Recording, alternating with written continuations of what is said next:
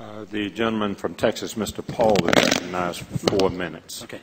Thank you, Mr. Chairman, and welcome, Chairman Kahn. I'm delighted you're holding these hearings today because it deals with a subject that I've talked about for many years, and we've had earlier discussions. And the Fed's position, of course, is that they do reveal a lot of information, and even in the testimony that we'll hear today, they still argue the case for exceptions. And the argument being that they don't want the independence of the Fed threatened and they don't want it to be politicized. Well, a lot of us think of independence, we put another word in there automatically. That means secret and clandestine and serving special interests. So it's a nice word of independence. But politicize, there's no goal. I don't have a goal of making it political other than the fact that the whole system deserves political attention.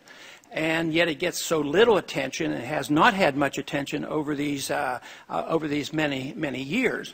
But there's good evidence that it's been politicized already. There's been journal articles written and books written about how the Fed has been influenced by the presidents over time, and that when a reappointment time was coming up, policies were designed to serve certain administrations. And so I would say that to argue the case that it should never be politicized is an argument against what we have, because it has been known to be politicized.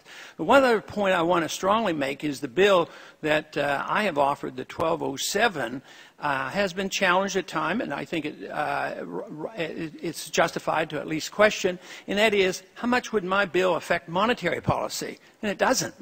It doesn't affect it in any way whatsoever. We are not looking for the Congress to run monetary policy. We just want to know what's going on and why, and the discussions. Why wait 5 years to hear the debate? There's a strong argument made that the sooner the markets know what you're thinking and what you're doing and what the plans are, the better off. When I first came to Congress, we weren't even allowed to know what the targets were going to be. And the markets, immediately after the meetings, they agitated, what are they doing? And they figured it out. And all of a sudden they started announcing, and it wasn't the end of the world, and yet they argued, well, no, you're not allowed to know.